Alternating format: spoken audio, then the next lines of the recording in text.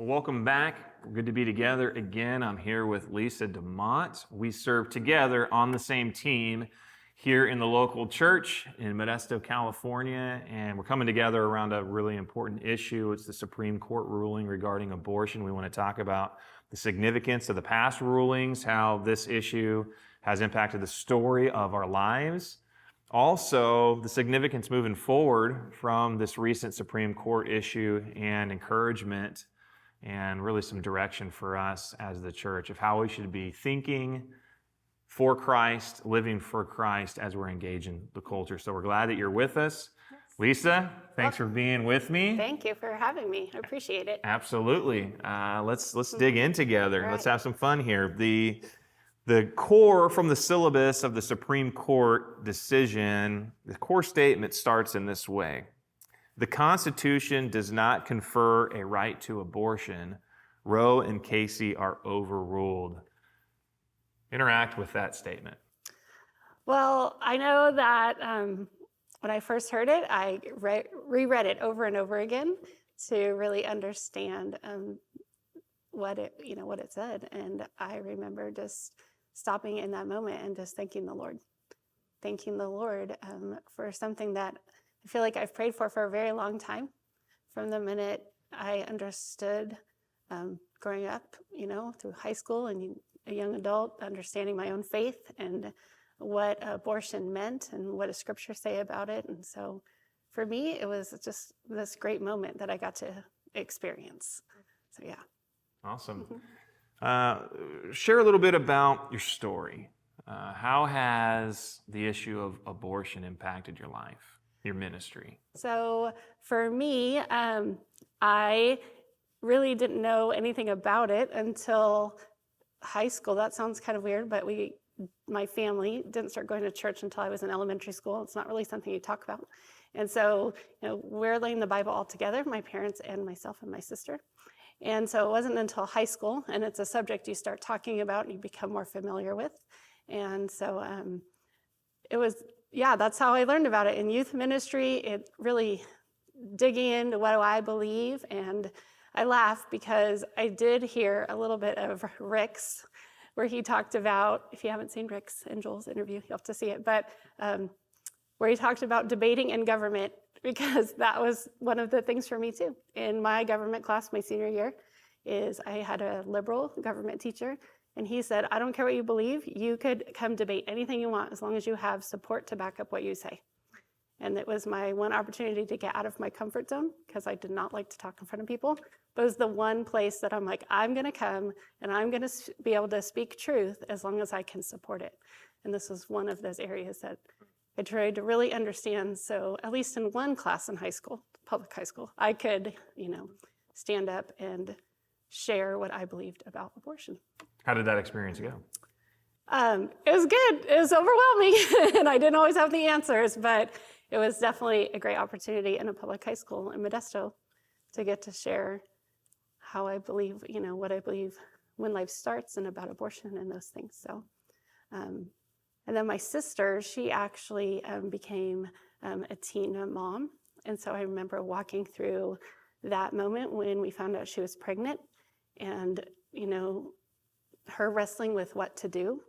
And it was great because last night we actually had my niece over, it's our daughter.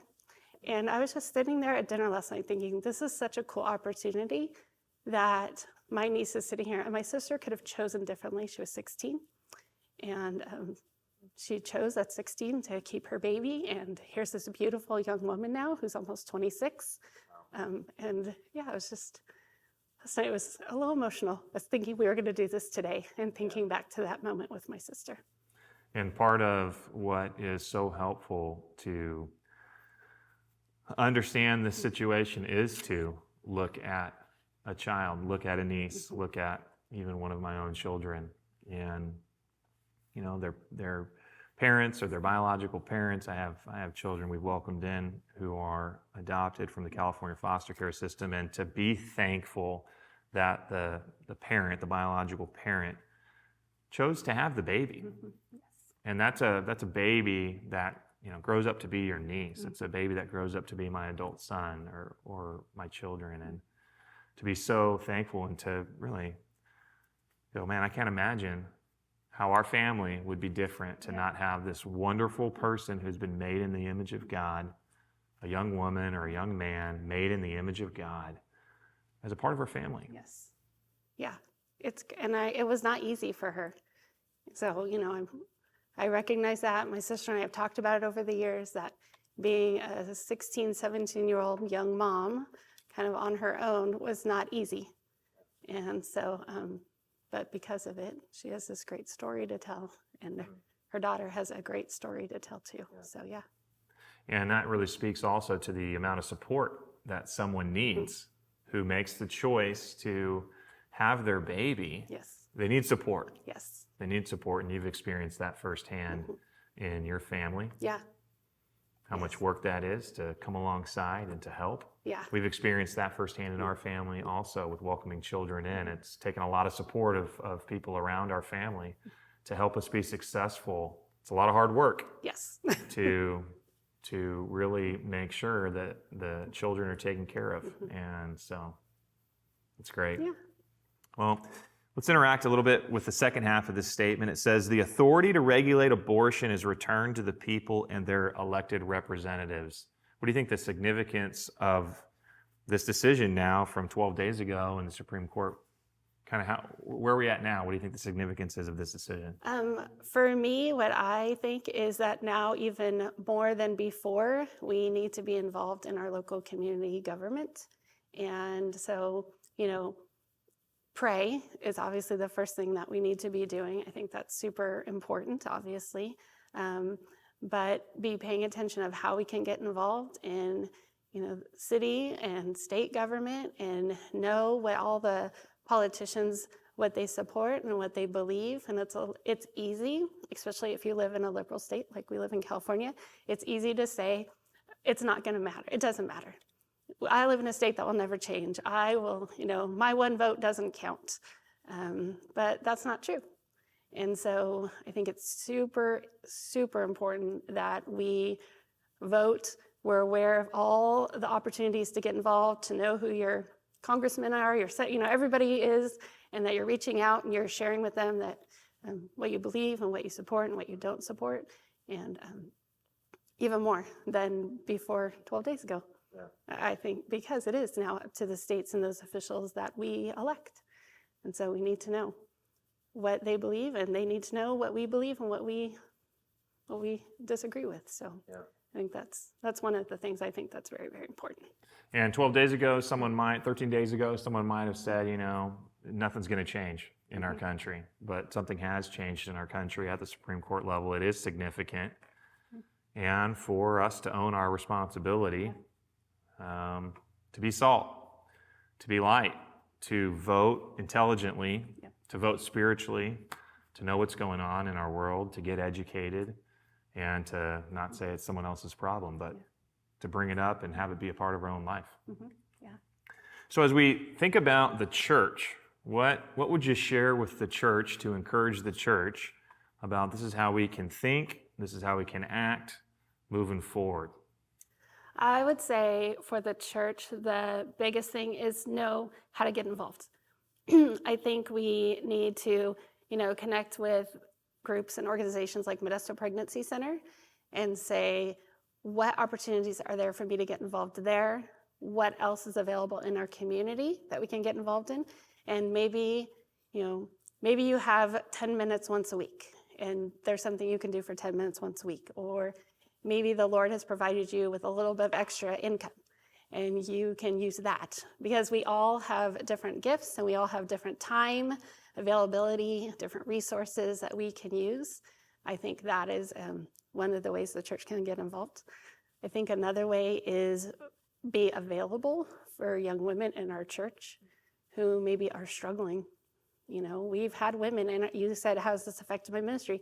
I know young women in our church who have made the difficult decision on both sides. And so now how do we come alongside as the church and support women? These young women who are deciding to keep their baby, and now they're like, what's next? Or women who have decided, in the past to have an abortion, and now they're dealing with just all of those emotions and everything that they've gone through. And so as the church, it's not just, I used to think it was the church staff's responsibility to do that. And now that I'm on the church staff, I realize, that's not just our responsibility. It's the church, the big church responsibility for all of us as believers to step up and really come alongside women, these young women who, are maybe in a situation that they weren't planning on being in, and figure out how to support them. And so it's being ready and it's being available and telling the Lord, okay, take me out of my comfort zone. What do you want me to do? And know what's out there. Yeah.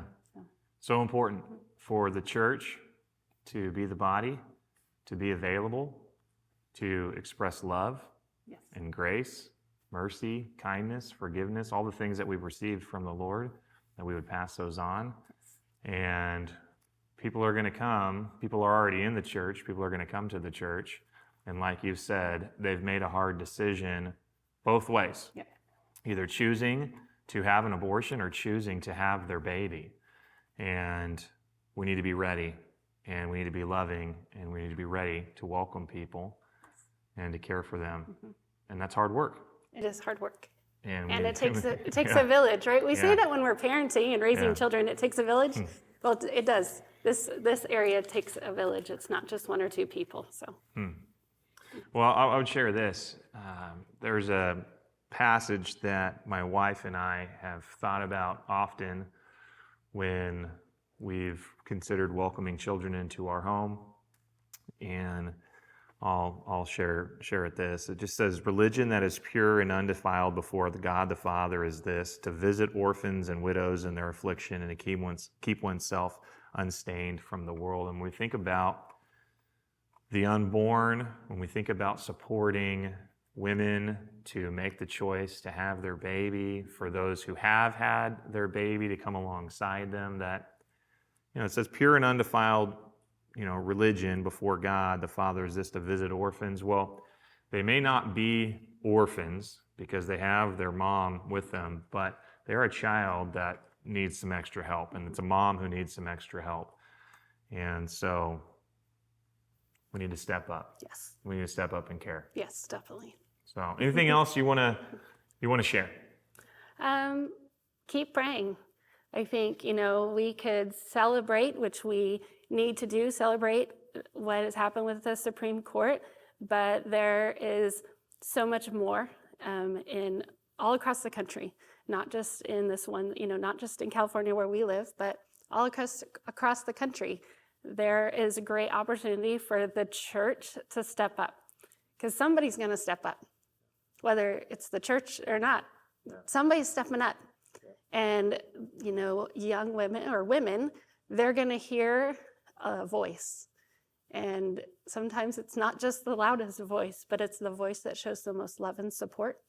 And my prayer, and that's what I hope for the church, is that we're not only the loudest voice, but we're the loudest voice because we show really a great example of Jesus. And if we can do that where we live, and it just continues to grow, the church would be the brightest light in the United States that it's ever been. And so I just think we have great opportunities. So pray, figure out how to get involved, how you can support expectant mothers, and see what God's going to do. Yeah. Excited.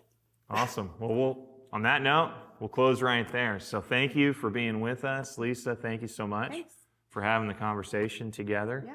And we're going to continue to resource. We're going to continue to encourage and equip the church of how we can interact in this culture, thinking and living in the love of Christ, in the grace of Christ, in the midst of the world that we're in. So thanks for being with us.